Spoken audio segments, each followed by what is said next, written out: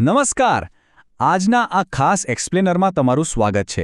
આજે આપણે એક એવા ટોપિક પર વાત કરવાના છીએ જેણે ભલભલા આઈએલટીએસ ઉમેદવારોને પરસેવો પાડી દીધો છે. આપણો ગોલ એકદમ સિમ્પલ છે, આ રીડિંગ સેક્શનના સૌથી કન્ફ્યુઝિંગ પ્રોબ્લેમને હંમેશા માટે સોલ્વ કરવો, જેથી પરીક્ષા વખતે તમારો કોન્ફિડન્સ એકદમ હાઈ રહે.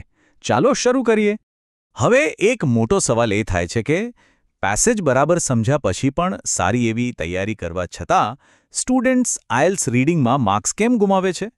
આ બહુ જ સામાન્ય ફ્રસ્ટ્રેશન છે.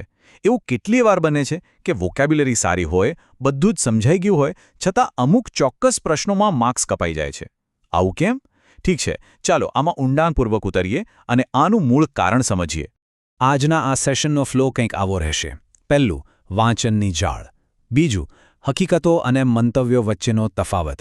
ત્રીજું, step by step reading strategy.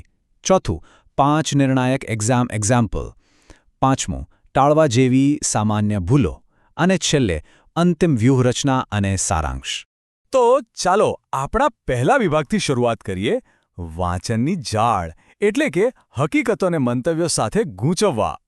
જુઓ, માર્ક્સ ગુમાવવાનું સૌથી મોટું અને મૂળ કારણ આ જ છે. લેખકના મંતવ્યો સાથે નક્કર હકીકતોને મિક્સ કરી દેવી.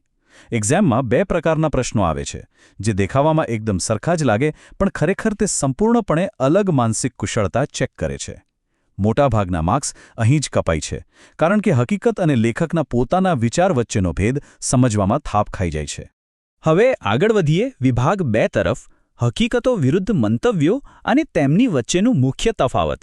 અહીં આખો કોન્સેપ્ટ એકદમ ક્લિયર થઈ જશે. ડાબી બાજુ જુઓ, ટ્રુ, ફોલ્સ, નોટ ગિવન એટલે કે TFNG. આ પ્રશ્નોનું પૂરેપૂરું ફોકસ માત્ર હકીકતો પર હોય છે. તે એ ચેક કરે છે કે આપેલું વિધાન પેસેજની માહિતી સાથે મેચ થાય છે કે નહીં. બસ. જ્યારે જમણી બાજુ છે, યસ, નો, નોટ ગિવન એટલે કે YNNG. આનું ફોકસ મંતવ્યો પર છે. આ પ્રશ્નો એ શોધે છે કે લેખક વાસ્તવમાં શું માને છે, એમનો ઓપિનિયન શું છે. અને આ વાત આપણે કઈ માનસિકતા રાખવી જોઈએ તે બહુ જ સુંદર રીતે દર્શાવે છે. TFNG માટે તમારે એક જાસૂસની જેમ વિચારવાનું છે. જાસૂસ શું કરે?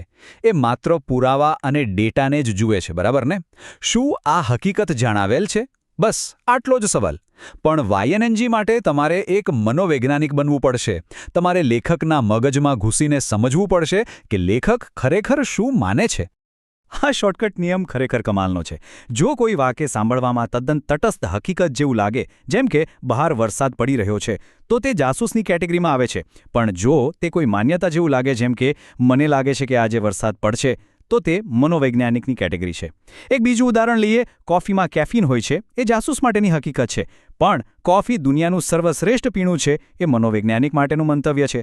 આ તફાવત સમજશો તો માત્ર એક્ઝામમાં જ નહીં, રોજબરોજના અંગ્રેજીમાં પણ ગજબની ક્લેરિટી આવશે. તો હવે જઈએ વિભાગ 3 પર. આ પ્રશ્નો સોલ્વ કરવા માટેની step by step reading strategy અને તેનું માળખું. આ 4 સ્ટેપ્સ ખાસ યાદ રાખવાના છે. પહેલું, પ્રશ્નનો પ્રકાર ઓળખો કે એ ડેટા માગે છે કે મંતવ્ય. બીજું, માહિતી શોધવા માટે નામ અને તારીખો જેવા કીવર્ડ્સ સ્કેન કરો.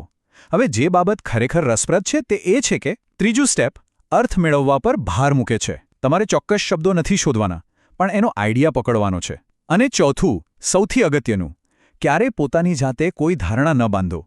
જો સ્પષ્ટ લખ્યું ન હોય તો તે નોટ ગિવન છે. સિમ્પલ. આ ઉદાહરણ જુઓ. આઈએલટીએસમાં બધું જ પેરાફ્રેઝિંગની રમત છે. પેસેજમાં લખ્યું છે કે આઉટડોર પ્રવૃત્તિઓ બાળકોના વિકાસમાં સુધારો કરે છે, જ્યારે પ્રશ્નમાં વિધાન છે બાળકોને બહાર રમવાથી ફાયદો થાય છે. જુઓ, અહીં શબ્દો અલગ છે પણ વિચાર તો એક જ છે ને. એટલે જવાબ સાચો કે હા આવશે. હંમેશા યાદ રાખો, સમાન વાક્યો શોધવા કરતાં સમાન વિચારો શોધવા વધુ અગત્યના છે. ચાલો હવે વિભાગ 4 તરફ જઈએ.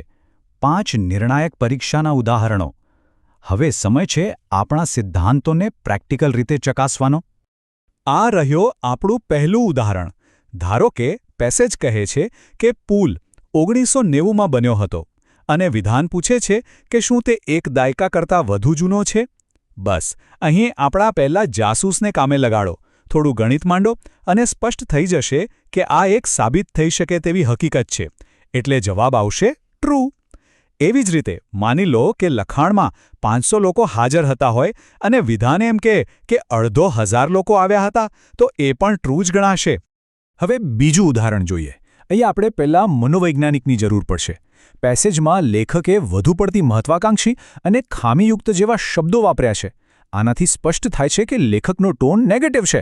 એટલે જ્યારે વિધાન એમ કહે કે લેખક પુલની ડિઝાઇનના વખાણ કરે છે, ત્યારે એ સીધો જ વિરોધાભાસ ઊભો કરે છે. એટલે જવાબ આવશે નો.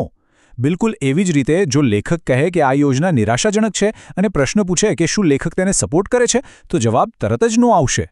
ત્રીજા ઉદાહરણમાં જરા ધ્યાનથી જુઓ. એક નાનકડો શબ્દ આખો અર્થ કેવી રીતે બદલી નાખે છે. પેસેજમાં માત્ર એટલે કે ઓન્લી શબ્દનો ઉપયોગ થયો છે. માત્ર સસ્તન પ્રાણીઓ જ આ લક્ષણ ધરાવે છે. આવા નિરપેક્ષ શબ્દો એકદમ કડક હકીકત બનાવે છે. ભાઈ, જો માત્ર સસ્તન પ્રાણીઓમાં જ આ લક્ષણ હોય તો સરીસૃપો એટલે કે રેપ્ટાઇલ્સમાં તે ક્યાંથી હોવાનું? આ એકદમ ફેક્ટ કોન્ટ્રાડિક્શન છે. એટલે જવાબ ફોલ્સ છે. ઓલવેઝ કે નેવર જેવા શબ્દોમાં પણ આ જ લોજિક કામ લાગે છે. ચોથા ઉદાહરણમાં આપણે લેખકની માન્યતા પકડવાની છે. પેસેજમાં આ નીતિને અમલમાં મૂકવાને એક નિર્ણાયક પગલું ગણાવ્યું છે.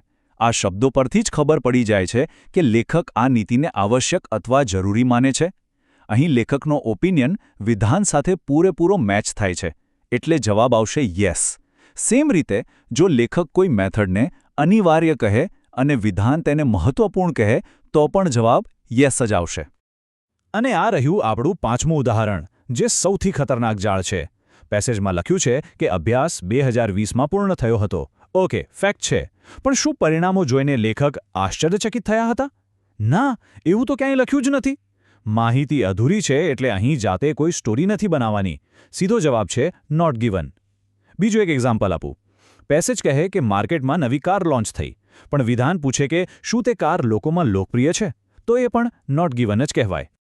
આગળ વધીએ વિભાગ 5 તરફ. ટાળવા જેવી સામાન્ય ભૂલો, જેને આપણે બેન્ડ કિલર્સ કહીએ છીએ. આ રહ્યા એ 5 બેન્ડ કિલર્સ જે સારા સ્ટુડન્ટ્સના માર્ક્સ ખાઈ જાય છે.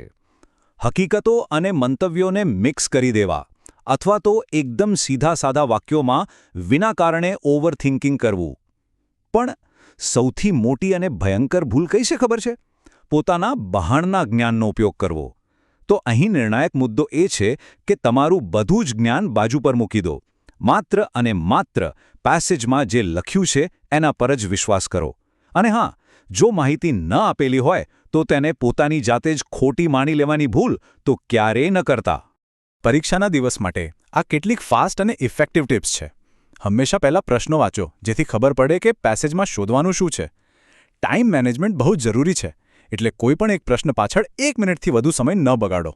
તમારા પોતાના તર્ક પર નહીં, પણ લખાણ પર જ વિશ્વાસ રાખો.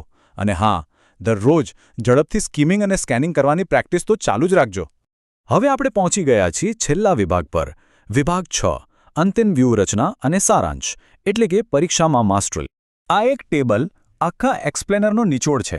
બરાબર યાદ રાખી લેજો. હકીકતો માટે તમારે જાસૂસ બનીને માહિતી ચકાસવાની છે, અને મંતવ્યો માટે મનોવૈજ્ઞાનિક બનીને લેખકનો વિચાર સમજવાનો છે. ક્યારે જાસૂસની જેમ વર્તવું અને ક્યારે મનોવૈજ્ઞાનિકની જેમ. જો આટલું સમજાઈ ગયું તો સમજો બેડો પાર. અને જો માહિતી ગેરહાજર હોય તો ક્યારેય કોઈ ધારણા ન બાંધતા એ નોટ ગિવન જ છે.